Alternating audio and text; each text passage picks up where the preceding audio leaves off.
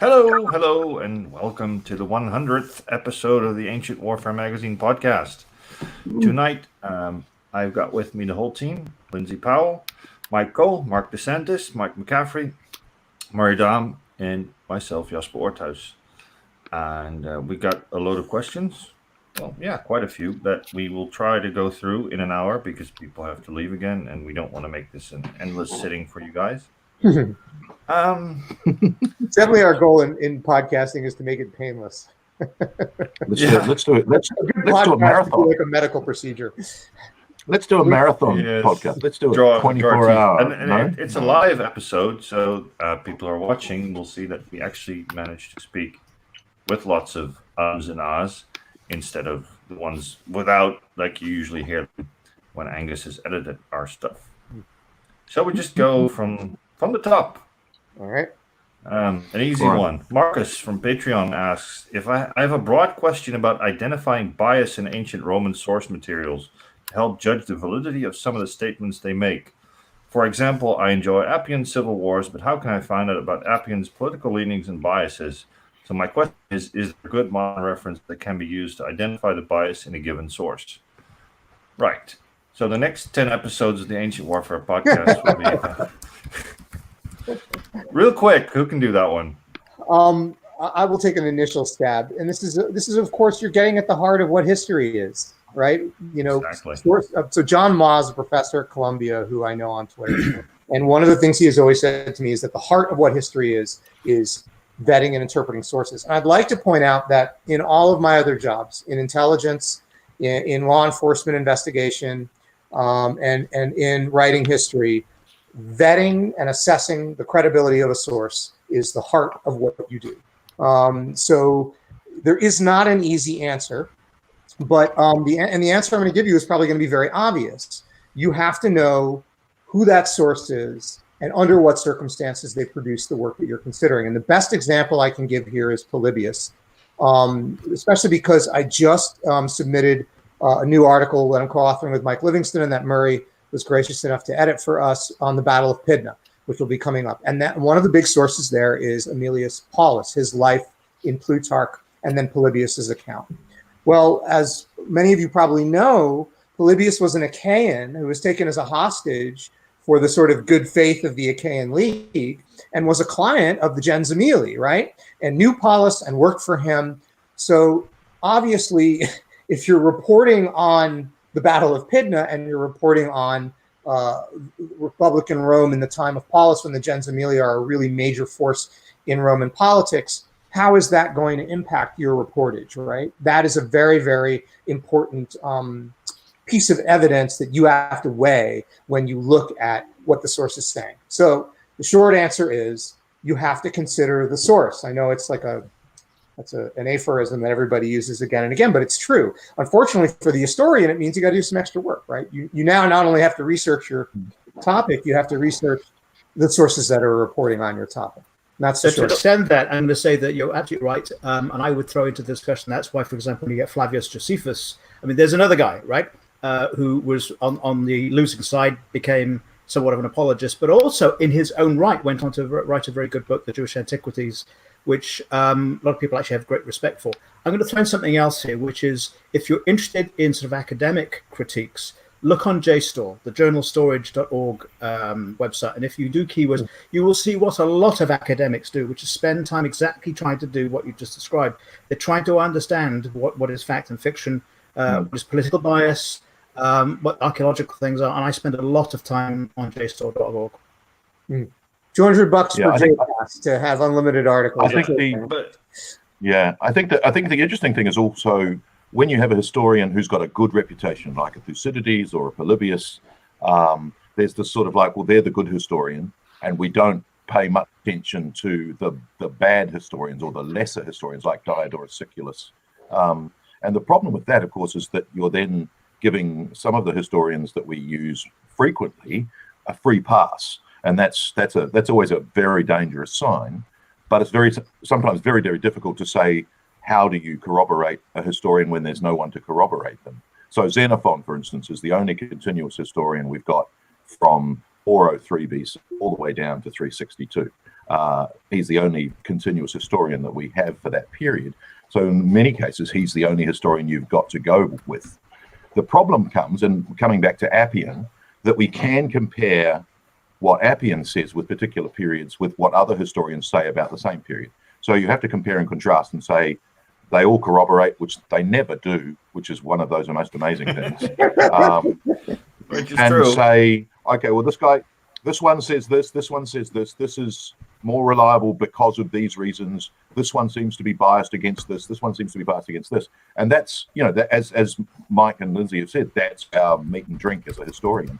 But the interesting thing for me is when you have I was going to say it also depends on what your purpose in researching is. I mean, if you, depending on your take on a particular topic, I mean, a lot of the sources we've just mentioned are often of a external origin, or I'm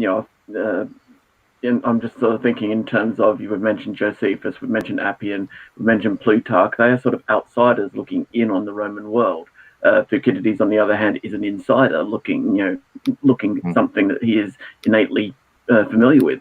But at the same time, what aspect do you want to actually be taking for a particular topic? So again, it's what your purpose is in research. Well, it's also, I think the funny thing for me is always looking at the lesser historians and going, why do they have a different picture of this well-known event? And one that I was looking at recently was the Battle of Amphipolis, where Thucydides has a particular account, which is kind of very anti-Cleon, and yet Diodorus, who's normally ignored, has a different account which says that the port of Amphipolis wasn't taken by, guess who? Thucydides himself, and that Cleon had to assault the walls of Eion. And yet in Thucydides' account, he says, oh, I arrived at Eion and I took it. Just happened to be the day that Brasidas took hold of Amphipolis itself. Now, that doesn't look so problematic, but of course, Thucydides got ostracized from Athens for his inaction at Amphipolis. And you're sitting there going, he says he took the port of Eion, therefore, is it self-justification? Diodorus's account is, no, Eion was not taken by the Athenians, and Cleon had to assault the walls before being defeated. So you're sitting there and you're going, maybe Thucydides in this case actually isn't reliable because he's tried to do some kind of self-justification, or like Josephus and Polybius, he's got a relationship with, the known characters. And when you haven't got a complete source, and I think that's the other problem, estimates are we've lost 95% of literary sources. I read the most amazing thing last week, that Galen represents 50% of surviving ancient literature. Yeah. Wow. He wrote 3 million words that survive. And it went up recently as well, with a couple of his books being discovered. Yeah, that's right. I've read a little bit of Galen, but I didn't realize he was half of what survives, which is crazy. Well, I suspect it's because people found it useful. I mean, in the same way that Pliny the Elder, natural history is still in print and has been in different editions for almost 2,000 years. And they must have just looked at some of these rather obscure military histories, like Asinius Polo. Ooh, how's that going to cure my warts? But just to point out that on the JSTOR thing, if you have a library membership, the likelihood is that you can actually get free access and unlimited access to JSTOR. So just check that out, because it's a very good storage. Well, I think even the personal access at the moment, JSTOR is giving very generous. I think, for instance, I only have the free membership, which gives me 6 articles a month normally, and at the moment it's 100. So JSTOR have opened up their free access to a lot of people during this. I pay $200 a year for JPass, and that gives me like 128 free downloads or something. Which Have you checked with your local library in New York? Because I would be really surprised if there. For example, there are about 7 places I could go in Austin and get it, but I use Austin Public Library.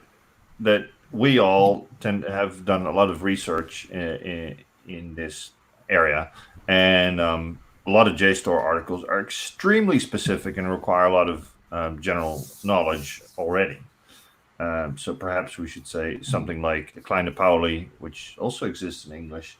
There are good books about ancient authors and ancient literature. So you might actually. Can I bring one in?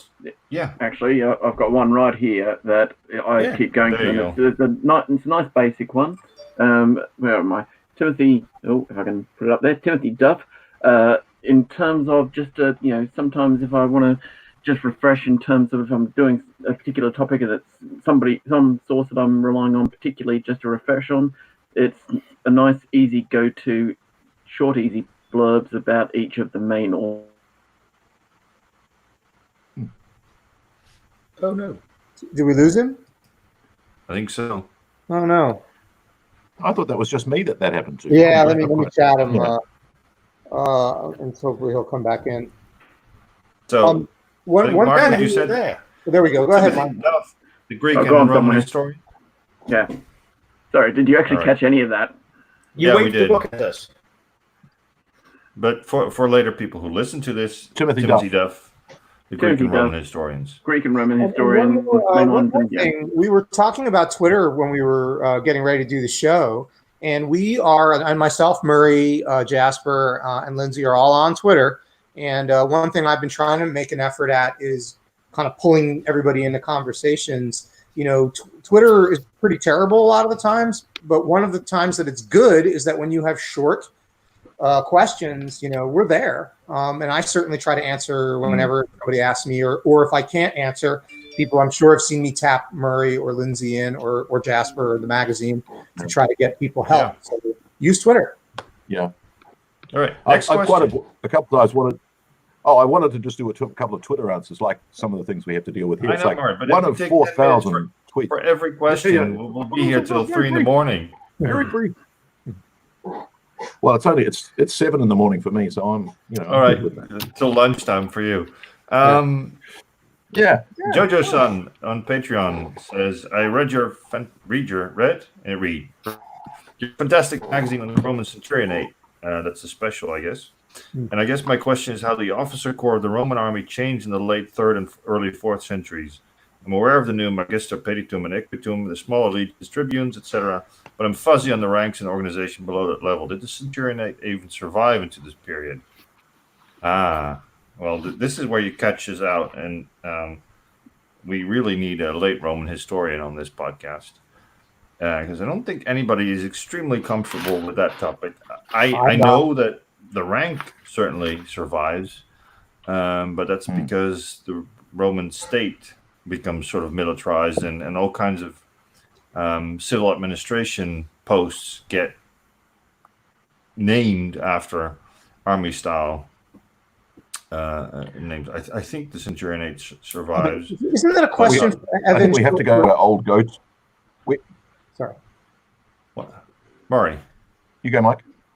Isn't that I was going to say we have to go to our old go-to. We don't know. We don't know, but I think the answer is probably more known than that. Well, isn't this a question for Evan Schultes? Evan Schultes, who's a writer. Doesn't Evan Schultes write for the magazine? Evan might know. He would be the guy, and he's on Twitter, and I think he's right pretty now. active. So, he's a late Roman. He has a book. I think you're right, though. Yeah. It's a complicated question. Yeah. Also, it's a case of when exactly we're talking about, because it changes all the time. Next one. Sorry, I think you're you're right, though. I really think we need more. Was it right? I was just going to say, I think you're right. The ranks survive. The titles are there, but we don't know exactly what the breakdown of. Like there are theories, there are arguments about what it is the centurion does in that later period, but I don't know that we have a definitive view. And you can write a whole book, not just a special about the Centurionate, about what centurions do in the early Roman Empire or the Republic. Next question from Scooby. When I was in Xanthon Museum, I had a scutum that indeed did irritate my wrist when holding it up. But in Roman times, people were a lot smaller. If you're smaller, you could carry the scutum with an outstretched arm hanging down, which would be more comfortable and less tiring. Nope. I don't think so, but Lindsay is the I've person carried who's one actually... as a reenactor, and I can tell you it doesn't matter whether you're 6 foot, 5 foot, like mine 5 foot and a little bit over that. And the design of the umbo and the bar across it, unfortunately, if it's not made comfortably, you get that curvature really dig into your knuckles, and you can lose the sensation in the end of your fingers if you're not careful. No, not comfortable at all. Yes, I agree. I also dispute the fact that ancient people were that much smaller. That is not a settled point. That is something that is debated. I have used a scutum not only to march, but also to punch. And yeah, man, like if you don't know what you're doing, if you don't, there's a trick to it, like all simple things. You can jack up your wrist, you can jack up your knuckles, like Lindsay said. And I would guess that a very experienced Roman legionary who carried a scutum all the time would know that and would sort of and have accounted for it. Well, and he would start out by practicing with a very heavy reed shield, so that would hurt your arm less if you made a mistake, but it would certainly train it too to get that trick and get the muscles built up. So in the Untitled Guard, we had them too. We had wicker shields, and I can tell you what, I mean, unfortunately, wicker, the sharp ends of that are nasty. Yeah. And unfortunately, because they begin to fray after the age, and you'd get them sticking in your hand and your wrist and arm. Calluses are a good thing, I guess. Yeah. Have we got? Is the average Roman height? I mean, again, you're dealing with 1,500 years of history. Is it 5'6", 100 Sounds about right. 75 centimeters, 170 centimeters? Yeah. I think that's where they. But again, it's very hard to standardize height. The main thing I've done is research being done on surviving skeletons, and even I've seen some of that a long time ago, so I can't really recall right now. But it is interesting that the Romans themselves looked at people, for example, north of the Rhine as being very tall, and the Gauls themselves. So there may have been some difference in height because it's something they commented on. Well, I was doing some stuff recently on Attila, and Attila is described by Priscus, who was an eyewitness, as being of short stature. And you're like, oh, so the Romans, if they're 5'6", someone short to a 5'6" person is, 5'2" maybe. And yet when you look at every depiction on film, they're all 6'3", 6'2". Rory McCann just did them, and you're like, no, you're not short of stature or with bulging eyes. What's oh God, the casting. But again, the idea of the barbarian, our idea of a barbarian is this tall, bearded, hairy thing, not a short, sort of looking like Arnold Schwarzenegger. For lack of a bit. Well, exactly, and also, we talk about the Napoleon complex, and yet Napoleon wasn't actually that short. No, that's just British he wasn't 5'2". Exactly right. Also from Scooby, I always wondered how armies actually find each other to do battle. I'm sure we can. That's a great question. And there's so many awesome examples of armies messing up and blundering into each other and missing each other. The two I'll bring out, I love cynocephalae, some people pronounce it. I did a piece on this for Ancient Warfare in my book, Legion versus Phalanx, and this battle absolutely opens with two armies maneuvering very close to one another, the Antagonids and the Romans, not knowing the other are there. It's a foggy day. They each send reconnaissance parties, scouting parties, to the highest point in the area. So both of these scouting parties bumble into each other because it's the highest point of the area. And then still both commanders want to avoid a general engagement, and they start feeding support troops in, thinking that it's just, foragers or a recon party.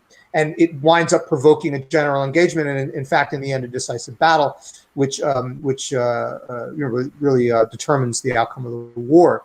That's one great example. The other example, I mentioned Pydna before. This is a fight. The armies are aware of each other, but they don't want to fight, and the fight starts, depending on which source you believe, because a mule scents water, takes off to get in a stream, gets picked up by light troops from the other army, the Antagonids, and as troops are funneled in, a general engagement sounds. So these are two great examples, and I'm sure the rest of the panelists have lots more.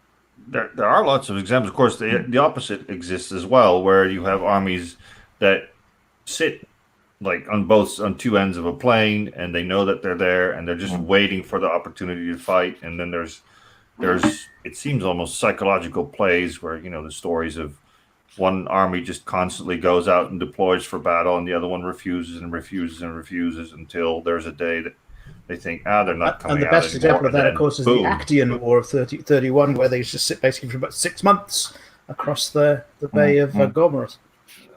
Yep, and until Well, also, mainland there's disease. mainland Greece, it's like, well, there's only 5 battlefields, so we know where they're going to be. Are they in the Mantinea Plain? No, they're not. Okay, they must be in Boeotia somewhere. Right, let's go up there. So, that there's very few suitable battlefields. But I think the other thing, of course, is that it is a mutually agreed condition, and I know, talking to my wife, that she's like, why do they even fight? Why would you agree to meet? And it's like, well, that's it's a border dispute, so therefore they're always fought over the same area. If you think about Delium, that's the reason that Delium is chosen is because it's a land grab on the border. There's lots of those sorts of places where battles get fought. That's where you go every summer. That sort of idea that these things are ritualized to a certain extent. They're also, they're rituals in the sense that they are the proving grounds for young men and for graduates of whether it be the ephebe or the agoge and things like that. So you've got to blood your army. You've got to keep it in trim. The more modern phrase of you go to war with the army you have, and that's what happens continuously. In the Peloponnesian War, for instance, you've got armies just going to places that they've been to before. They go to Megara again and again. So it's not until you get people like Brasidas who's like, no, I'm going to go to Thrace, and suddenly it's like, what, Thrace? Why are you going to Thrace? So that changes things. But again, there's a chasing, and there's a as Jasper said, there's a we're going to stand here and wait until you come and fight us. Another good one is, of course, Eumenes and Antigonus. Some of my favourites in terms of just before they come together again in Gabiene. And of course, Antigonus is coming down from Media, and he's coming across what is described as he's got 2 options. He can come across a wide open area that's going to take 9 days. 9 days to get around, or he's can cut across it with 4 days. But he's going to be in open area. So therefore, if they light any fires, then his position is going to be given away. He tries to get across there in terms of an element of surprise, knowing that Eumenes' army is still sort of separated, having gone into winter quarters. And of course, halfway across, his troops, it's December as they're going across here. Of course, in the middle of December, they can't go the winter nights without some warmth. So ended up lighting some fires. They get seen.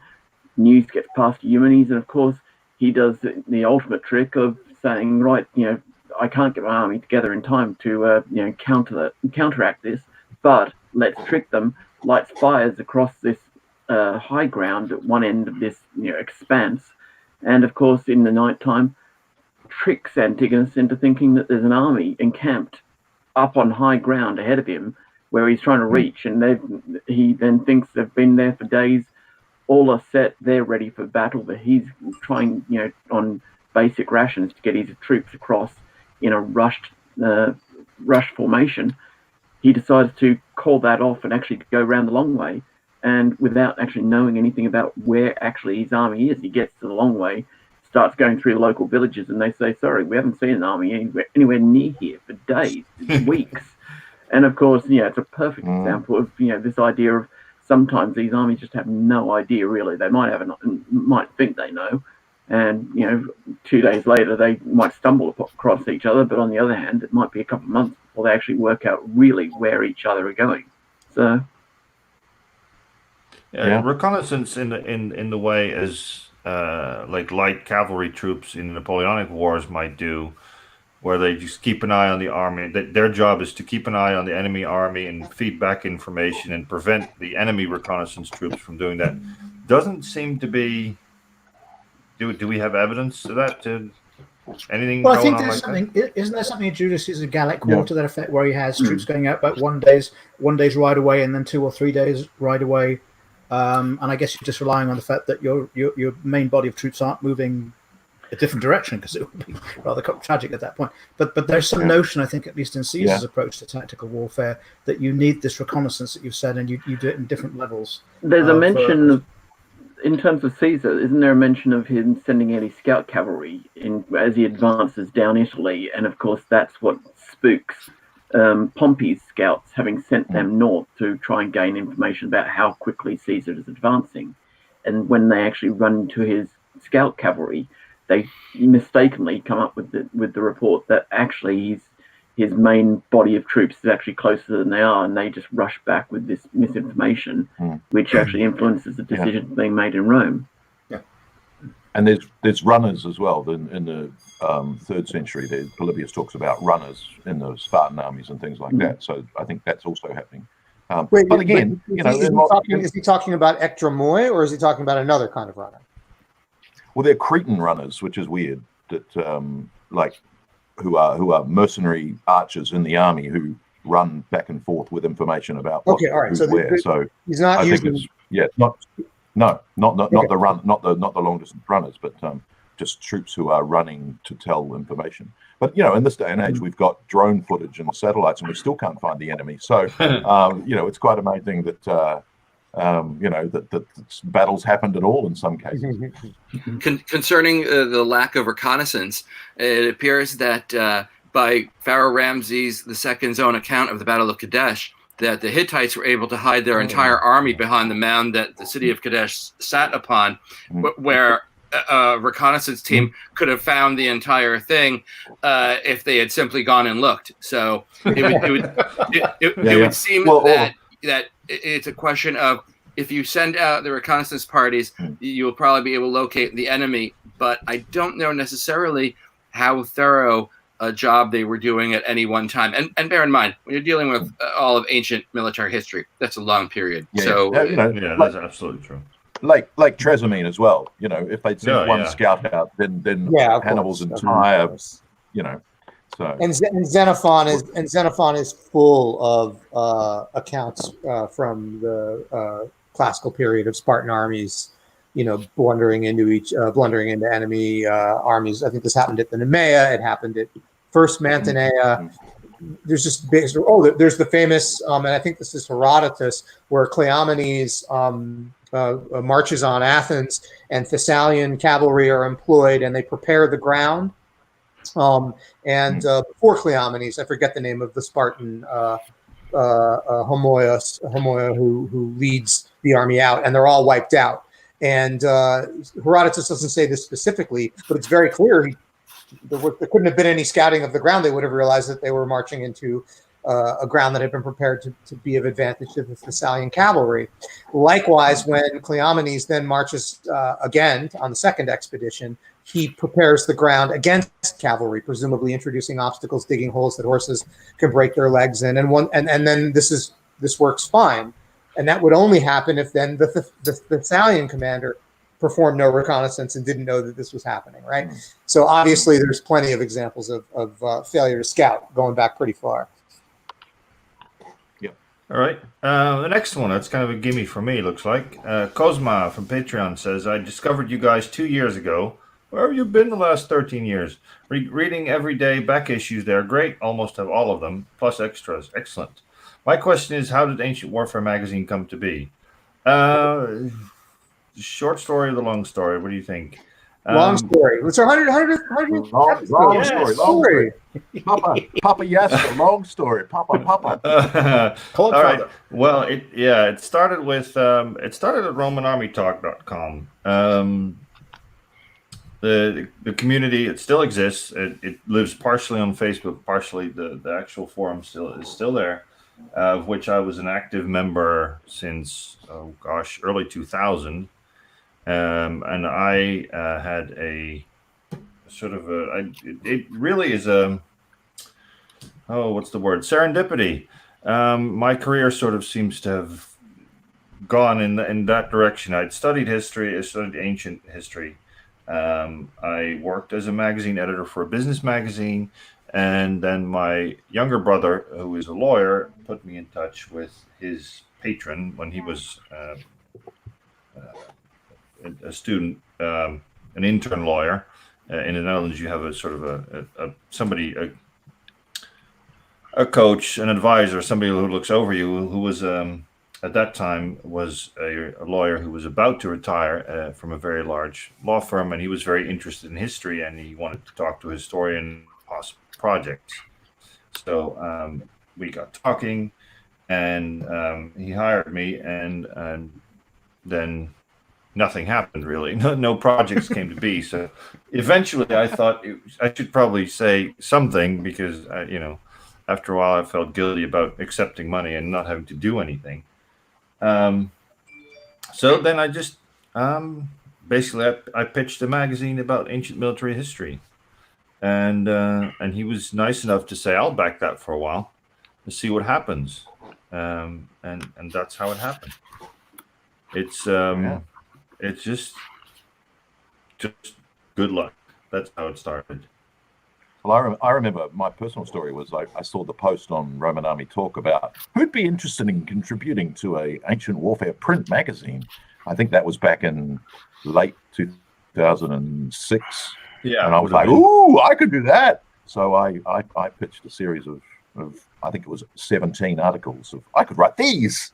So that's how I got involved. And so then, you want to be a general? How who wants to be a general? We had a quiz. We had a quiz at the end of each article, which said, reading, Xenophon's cavalry commander, if faced with this problem, how would you solve it? So every month I had to come up with a solution. So I had an illustration of a solution. Don't every 2 months. That's right. Okay. Sorry. So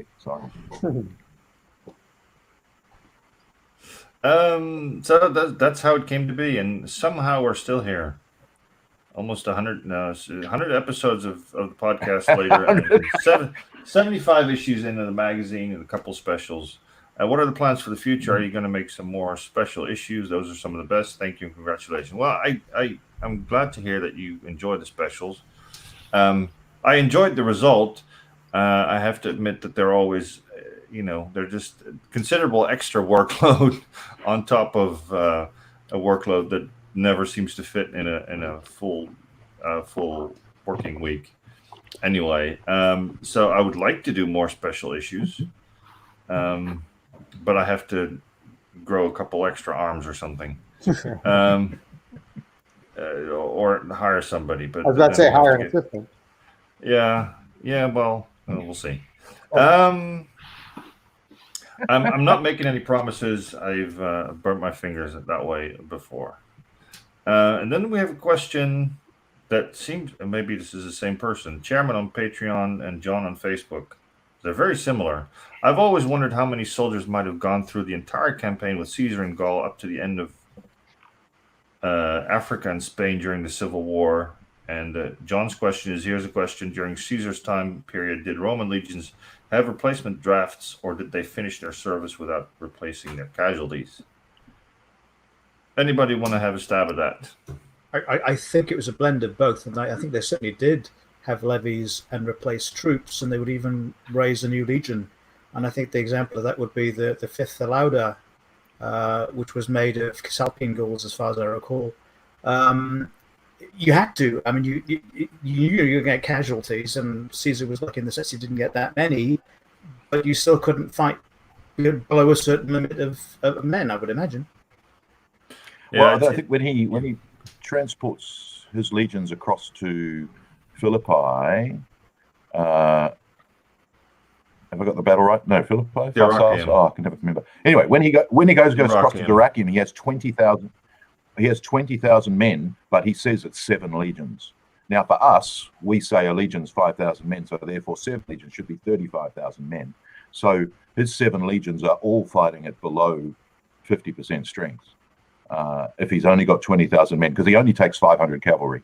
So he's got 20,000 men, but he says, I transported my 7 legions. So I think they did fight on under strength and actually fought with far less casualty, or with more casualties than we would expect. The same when Alexander gets replacements in 332, he gets 3,000 replacement phalangites. But they don't make up new taxace of his phalanx. They simply get absorbed into the existing taxace. So he's had 3,000 casualties out of 9,000 men, and he replaces them and just simply sort of fills it back up again. So I think it is, as you say, Lindsay, a combination. But I think they fought on much weaker than we would expect. Well, it's interesting, isn't it? Because I would imagine, specifically in the case of legions, I mean, there's this fixation with the eagle, and you're having set one up, and you've got all that sort of religiosity around the idea of the eagle. You can't really disband it now. I mean, it exists. It has its genius. It's a thing. So your point is very well made. So that raises all sorts of interesting issues, doesn't it? How you actually deploy that sort of undersized unit if it's half manpower. Gosh. Well, I think that Aren't there a couple of difficulty also. there are a couple of legions that get merged?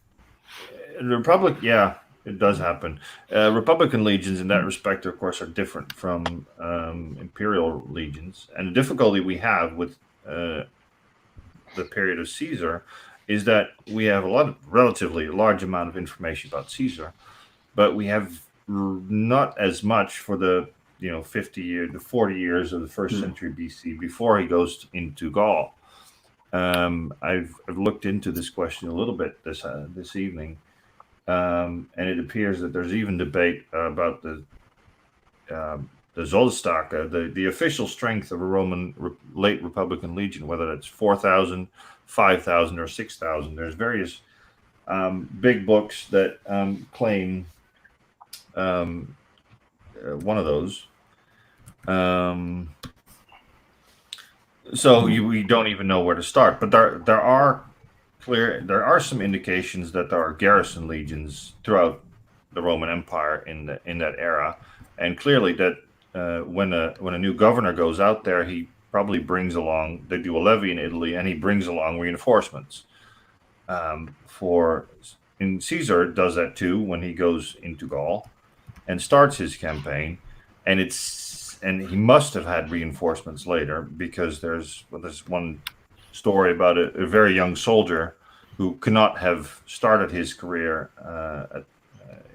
in the beginning of Caesar's campaign because he would just be far underage. And there is one sort of note in Caesar, I think in 52 BC, that they call it a supplementa, so supplement and a reinforcement of soldiers that probably gets divided over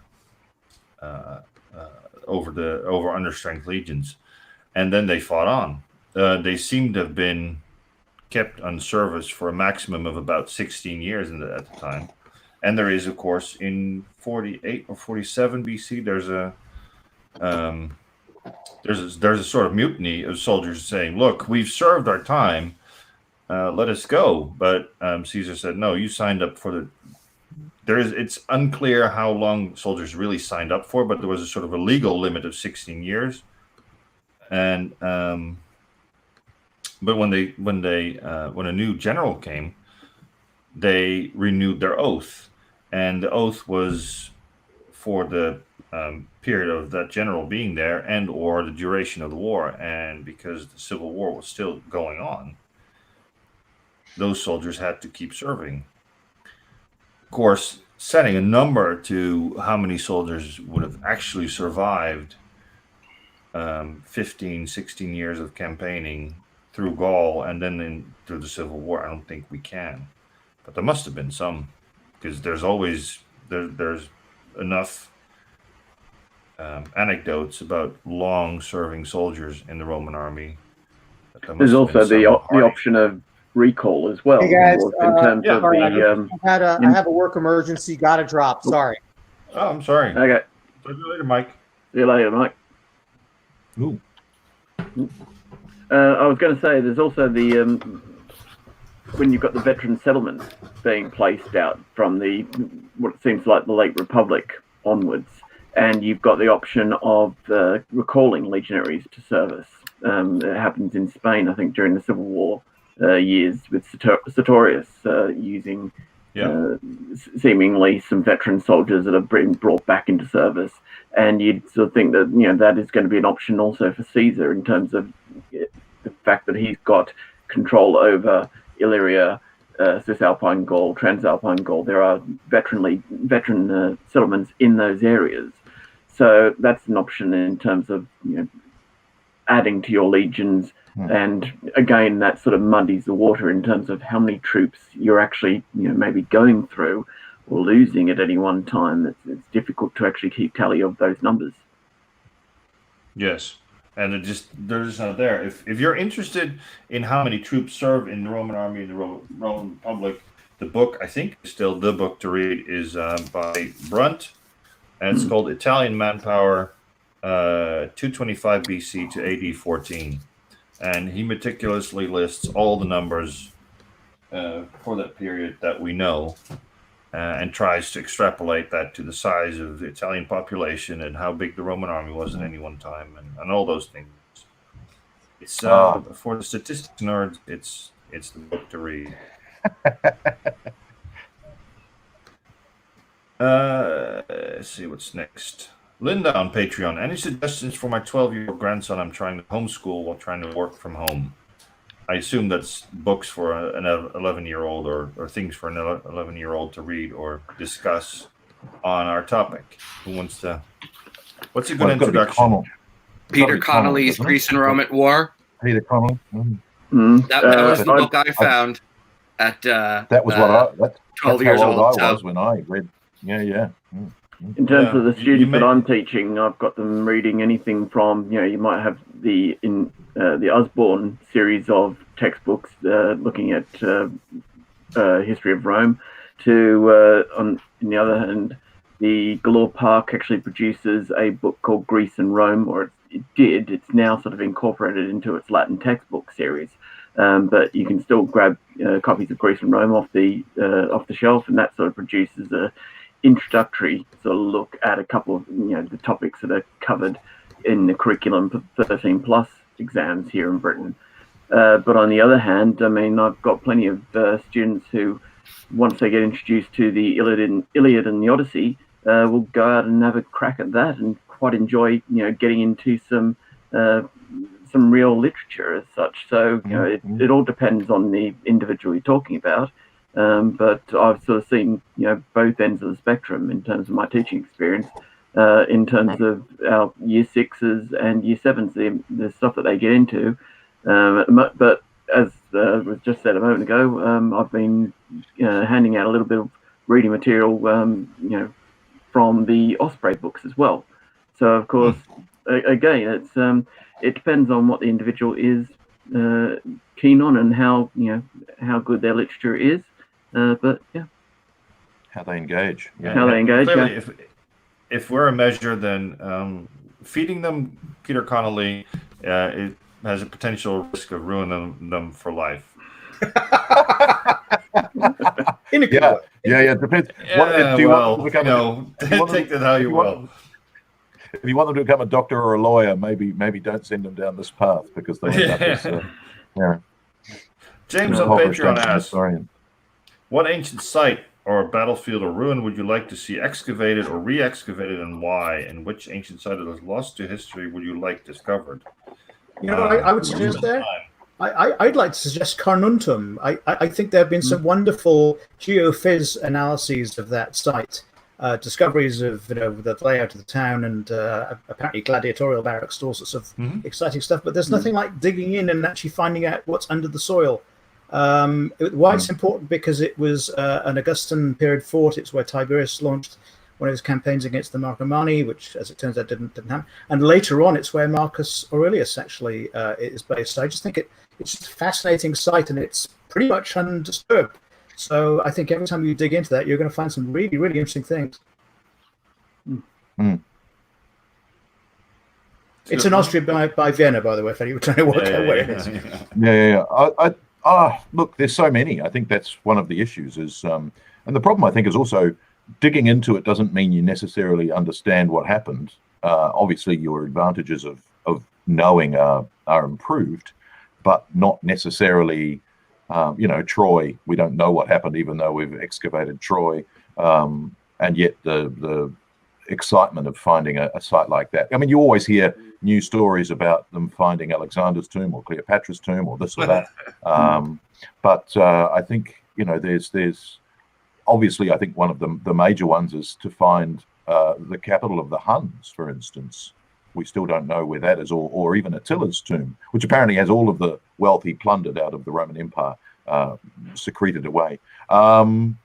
But yeah, I think if you found, there's battles in Greece that haven't been touched. Mantinea, pretty much hasn't been touched since it got destroyed in 385 BC by the Spartans. That would be fascinating. So many others, I think, that would be amazing to just get a glimpse of what actually went on, and even discover the battlefield, because in many cases the actual identity of a battlefield is still a controversy. It's a pity that Myke had to go, yeah. So and not just obscure battles or major, but there are finding a battlefield to which to attach a historical account would also be amazing. To find a space where there's actually been a battle and go, but which battle was it? Who fought here? Would be an amazing piece of detective work. Like the Hartswan battlefield a couple of years ago of the middle 3rd century AD in Germany.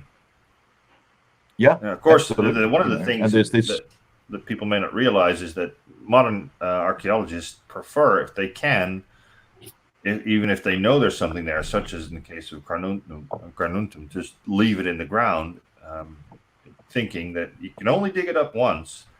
Is the question, can you re-excavate something? No, not really. If the site has been excavated, it's been excavated, it's gone and destroyed.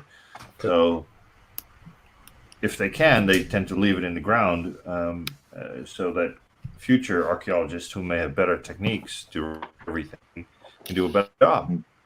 It's a real dilemma, isn't it? Because, of course, as you just said, archaeology is inherently a destructive process. But it's also a conservative process in the sense that if you can capture it before it's degraded to the point of being completely lost, you can preserve it. So it's a dilemma. Do you keep it in and maybe it'll not be lost forever, or do you take it out?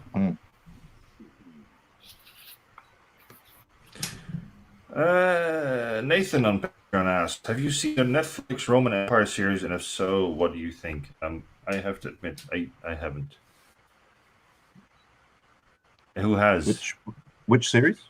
The Netflix Roman Empire series. I haven't. Not specifically, I don't think, unfortunately. Nobody? Don't have Netflix. Sorry. No, don't have Netflix either. Sorry.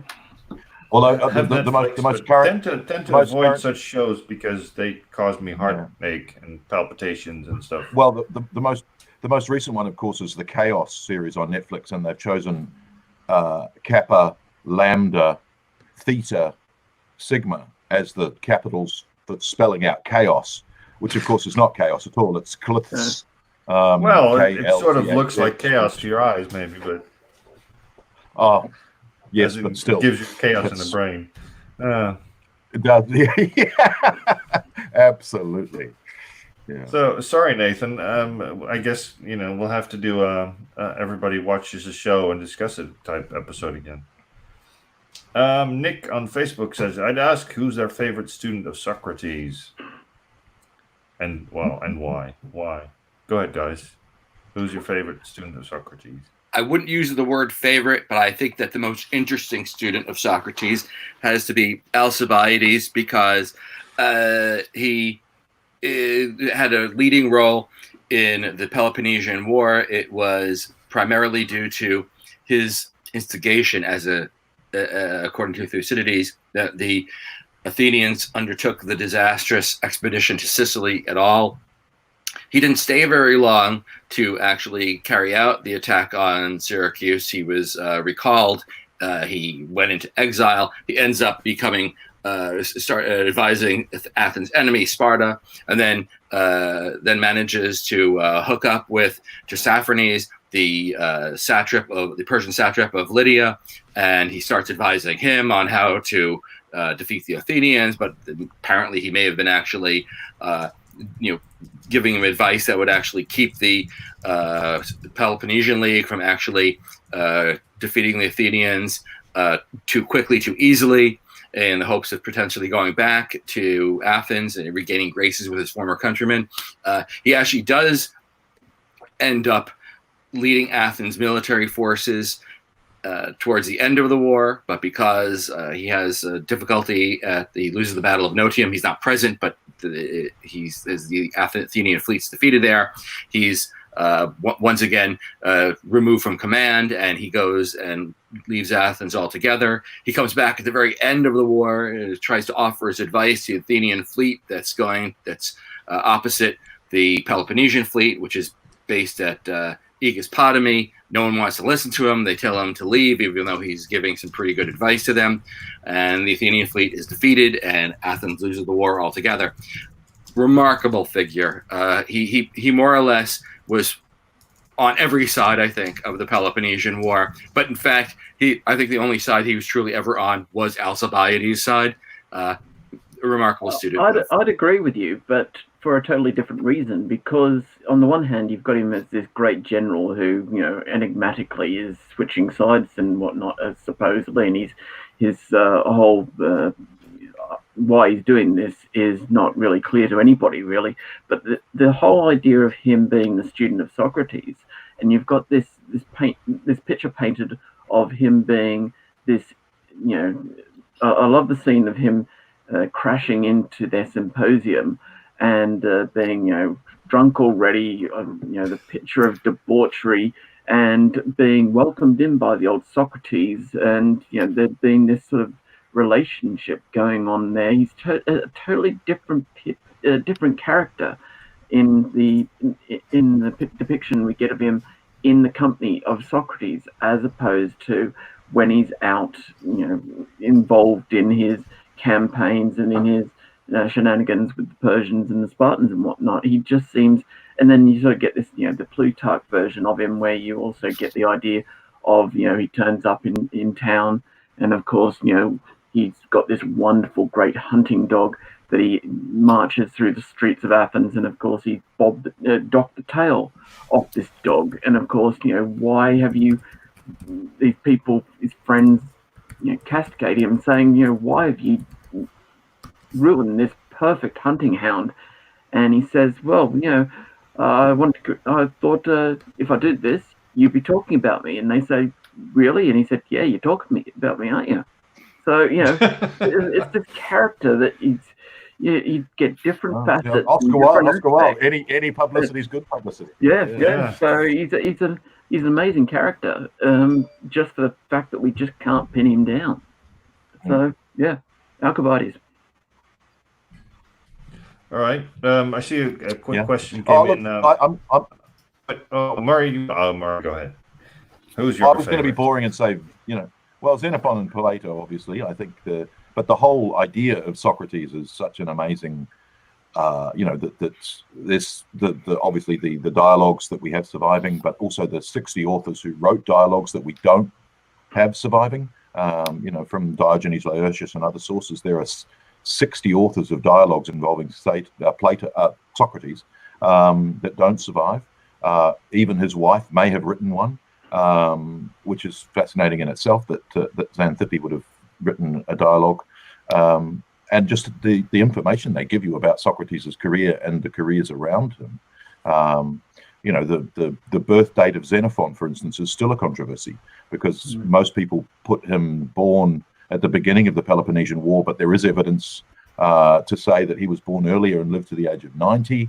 The fact that the birth date of Xenophon is still a debate. Which is quite remarkable in itself. Possibly Xenophon saved the life of Alcibiades at the Battle of Potidaea in 432. He might have saved the life of Xenophon at Delium. That's one anecdote which people normally reject. He also, retreated famously from Delium. It's the only bright spot in the entire Battle of Delium for the Athenians, to the point that the criticism of him in Aristophanes' Clouds, which is quoted at the trial in the Apology, doesn't seem to be criticism at all. It's poking fun of the only person that you can safely poke fun of, and yet also he's mentioned in one of the fragments of Eupolis and the Konon by, I think it's MCS, that clearly Socrates is a famous figure, not for his philosophy in that case, but for his military conduct. So all of that makes it the most remarkable career that we only get glimpses of, and through filters of philosophical students, which make it difficult to recover the real Socrates. Cool. All right, we got some questions on the chat that maybe we can loop in. We have to harken back a bit to the start of the discussion. Are there any major ancient historical events where there are contemporary accounts of the event from various sources that directly contradict each other? I'm sure the answer is yes. However, how about an example off the top of your head? I wouldn't use the term directly contradict each other, but in the case of the Battle of Aegospotami, they're difficult to reconcile fully. So, for example, depending on whether or not you're following, Diodorus, Xenophon, the battles take place, how the battles actually unfold are different depending upon how much of the Athenian fleet is actually able to get off of the beach to battle the Peloponnesian fleet.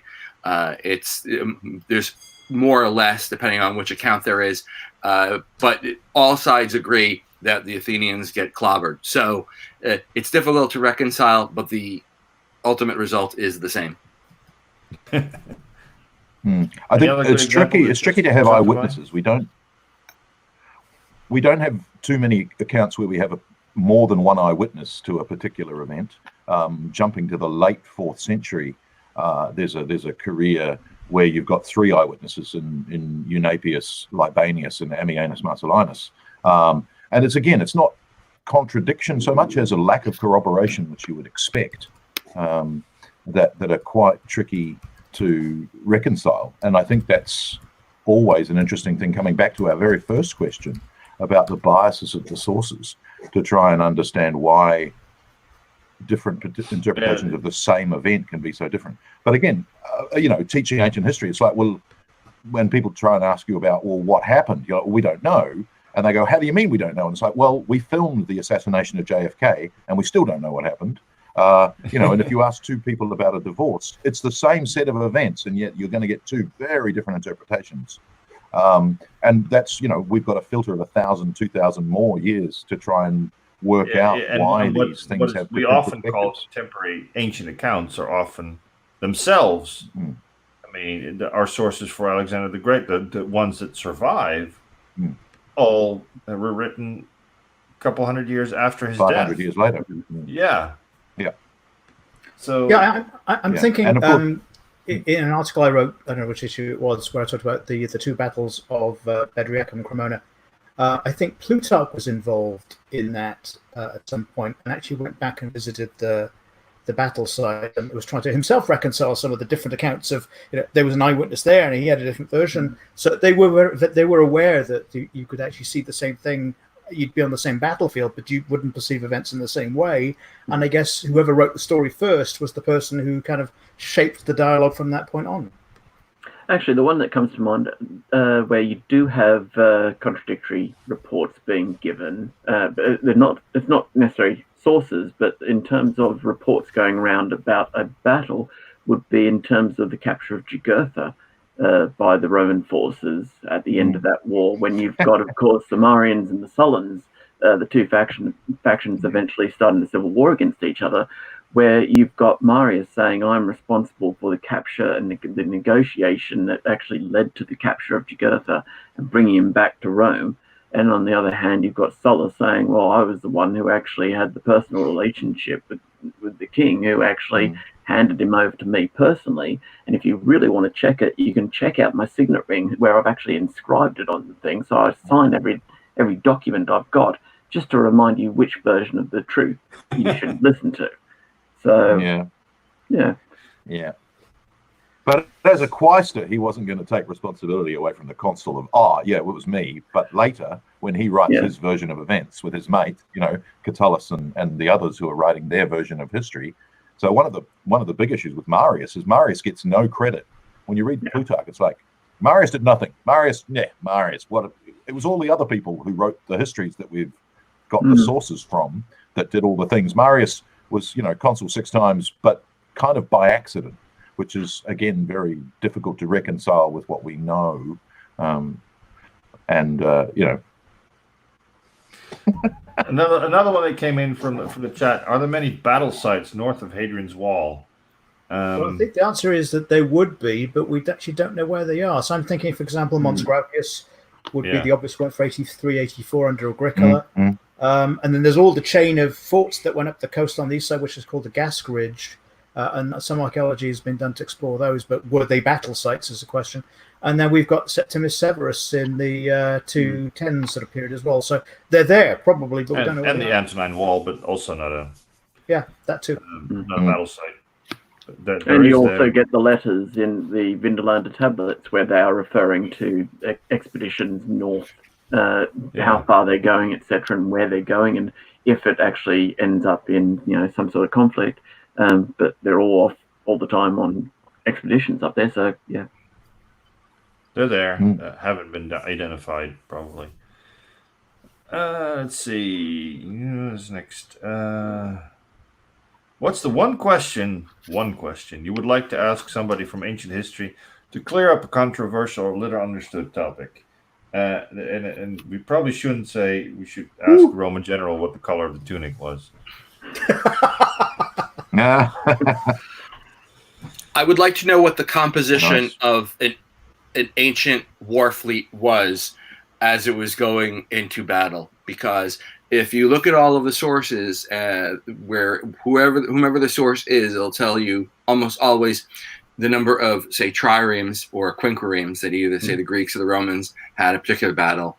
But I believe, and it almost certainly was, a large number of auxiliary ships that must have clustered around the battle fleet proper, but they don't get numbered, they don't get mentioned. And in addition to these auxiliary ships, many of these fleets were probably followed by merchant ships carrying supplies. Perhaps they were simply looking to sell food to the rowers once they got off of the ships, because a traveling battle fleet in ancient Greek times, for example, had to stop twice a day. It stopped for lunch and it stopped for the evening for dinner, and so they could sleep. So that's 2 times where you could actually sell food to a group of hungry sailors. I'd like to know what that looked like, because I anticipate that, say, if there were 80 triremes in a moving fleet, that there were probably a few dozen other ships around it. That's one question I would like answered. And my question would be, as a historian of Augustus, is to Quinctilius Varus. What were you thinking? We've got about 4 or 5 different accounts, and they all seem to paint him in a really bad light. But of course, that's with the benefit of hindsight and political agendas and so on. So maybe what were you thinking tinged with what actually is the real story? Yeah, because from previous campaigns, it doesn't seem like Varus was an inexperienced idiot. That's exactly right. So this is a very good example, in a sense, echoing the previous question of right at the start, checking your sources. And the second thing is also different eyewitnesses and then people writing on the back of other people's witnesses. I would have to go with Alexander the Great, just days and weeks before he actually died, and actually find out what he actually had in store, and find out if, what Perdiccas comes out with in terms of saying, here are all the plans that he had, cooking, and I think we should cancel them all. I would love to know if that was just an absolute rubbish that he was sort of trotting out at that point, or actually was Alexander that ambitious? So. Look, I'm going to be boring and not ask a question. I just want to be a fly on the wall.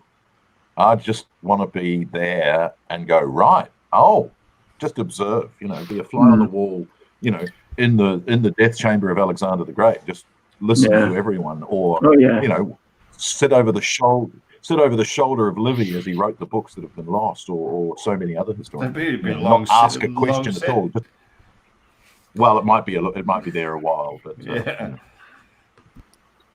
Well, speaking of books, if you were to choose one book or work that best represents your favorite period of ancient warfare, what would it be? Or alternatively, what is a book that is not as widely known that is still part of your essential reading?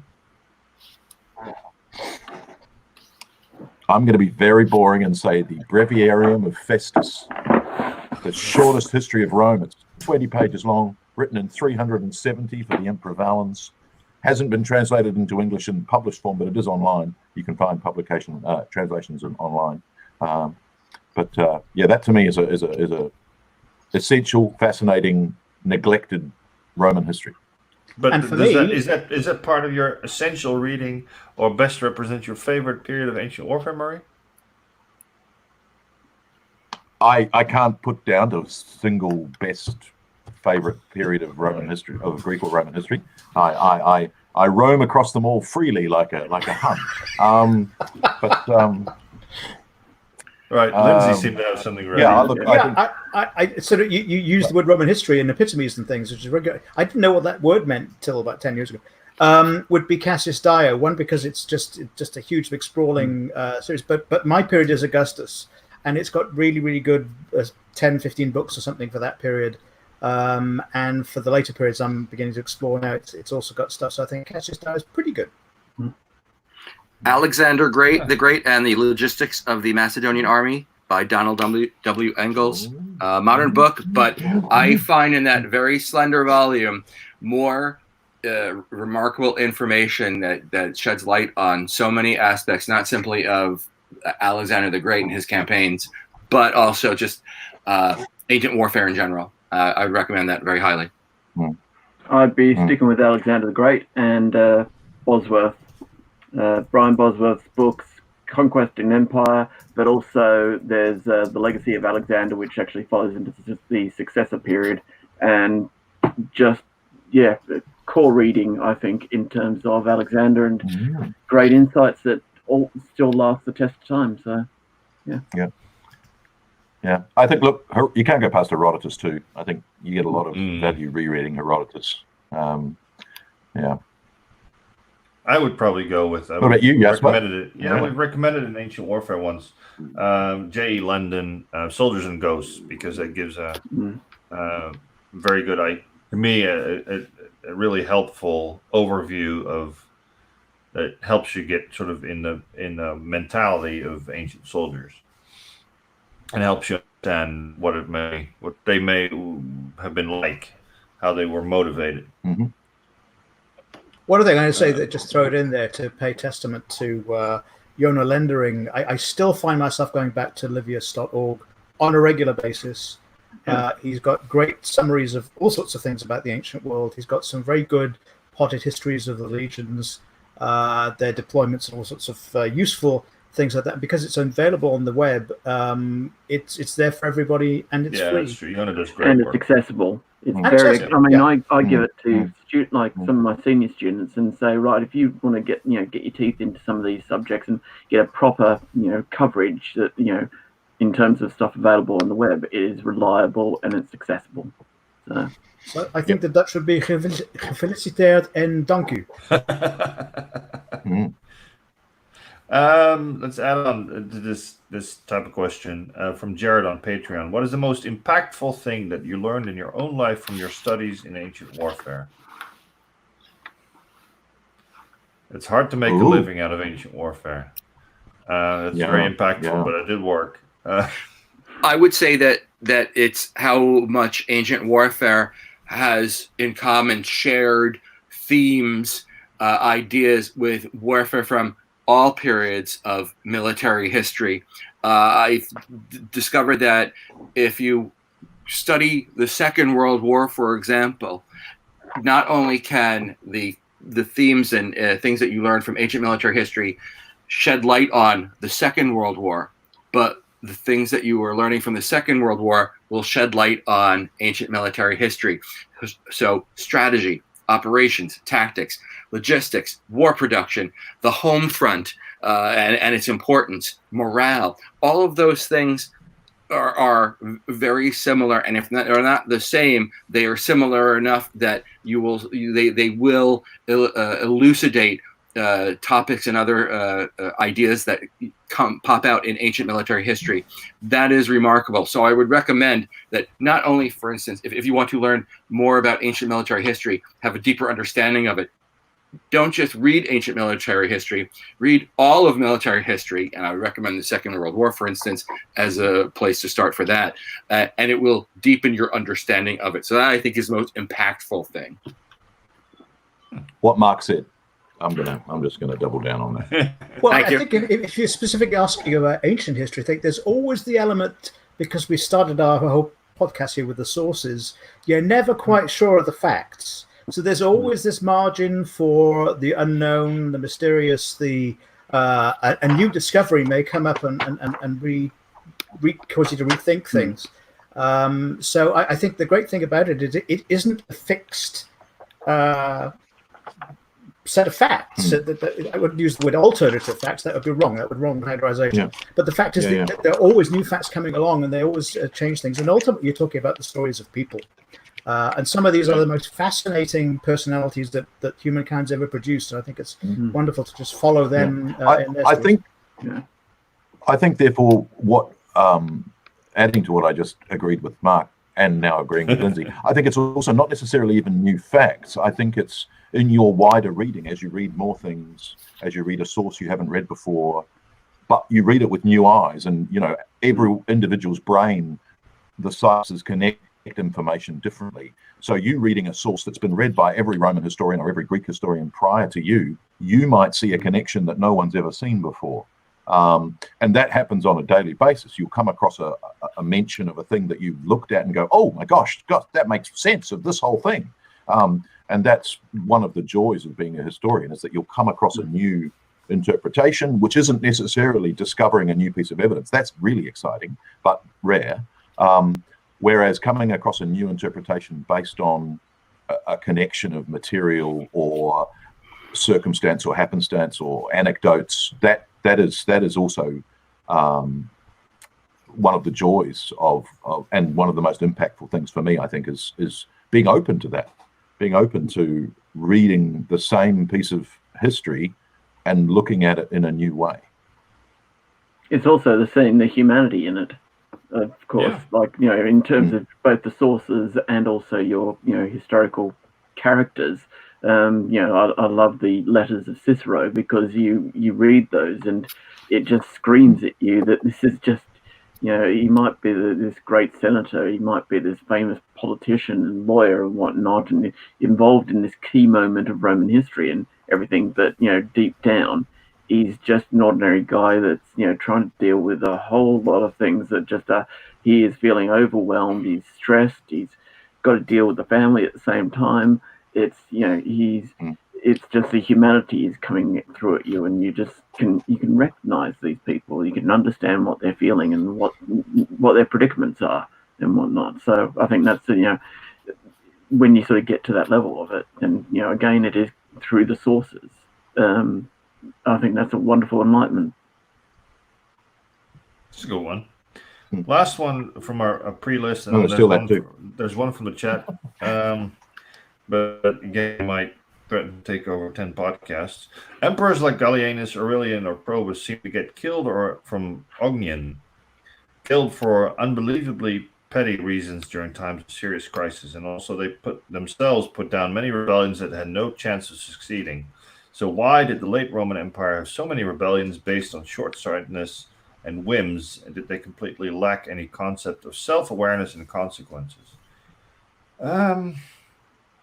How to explain the 3rd century crisis in 3 minutes? Yeah. Can I take a stab at that? I think one of the Mark, go ahead. Stab away. 3 minutes. I think at root, the crisis of the 3rd century. Obviously, everything has many factors. The fact that Rome was under attack from about, it was very difficult to protect the empire from the various enemies that assailed its frontiers, and because the imperial power had difficulty doing this, you had many breakaway states, and it was a general period of chaos. But at root, I think the problem that the Romans had was it was a constitutional problem, in the sense that the succession to the imperial throne was never quite as clear and obvious as it might have been. And what they discovered was, and this goes back to at least Vespasian, is that an emperor could be made anywhere, not just at Rome. So if you were a general who had a sufficiently powerful army at his back, you had just as good a chance and just as good a claim on the imperial power as anyone else did, and it would seem that because of that, the emperor was never entirely secure in his power, no matter who that was. And there was also the soldiers who, if their own general became emperor, that they'd get this very nice donative, so that they had a financial reason for supporting a usurper. And I think that it was just a recipe for disaster, and that's what one of the problems was. I think to explain it in 2 words, rampant opportunism explains it all. Yeah.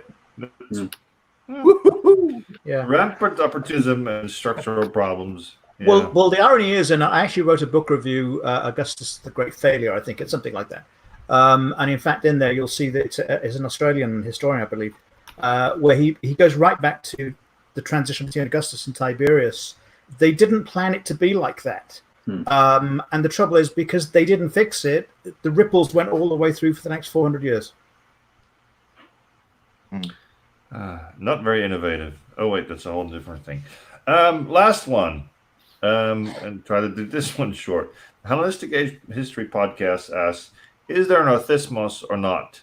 Please solve decades worth of arguments from scholars and internet forum dwellers. Again, we're actually already over time, so in negative time, right. Please. I'm gonna end with controversy, and obviously with Myke having left us, I get a free pass. I think that's the second time I've used that phrase. Yes, I don't believe that any of the figurative models of there not actually being a thismos don't work. They don't gel with every Greek historian that we have writing about Greek warfare where there was a literal thismos and that battle. Yes, okay, we don't understand exactly how it worked, but I don't think you can explain it away as a figurative non-pushing push. I think that whatever Greek warfare and Hellenistic warfare was, there was some kind of physical pushing with sharp, pointy things involved, but I don't believe you can say that there wasn't. I don't think the figurative models give a valid account of warfare. That every literary source that we talked about, locking shields, close order, all those sorts of things don't work with a figurative model. I believe that the fact that the word that they used for this encounter of the phalanx othismos push was used because there was a push of some sort. And I also will draw an analogy to the pike battles of the 17th century, when the phrase that was used to describe them was the push of pike. I think that there was some sort of pushing going on, some sort of shoving. I don't think that the ancient Greek warriors were standing off at a distance, simply jabbing each other. There was some sort of physical contact, and it may have been periods of breaking apart and then going back again, but I believe that there was some sort of push. All right. I think we'll leave it at that. This was an experiment. I need a mic to drop. Well, you do that. Drop your own mic. That's the advantage of being in self-isolation. Everybody can drop their own mic. Thank you guys for joining me. I hope that people who watch this live had a good time, and people who listen to this can follow. And here's to the next 100. View exactly. Here's the next 100. Nice. Cheers to that. Thank you, guys. Happy birthday. Happy birthday.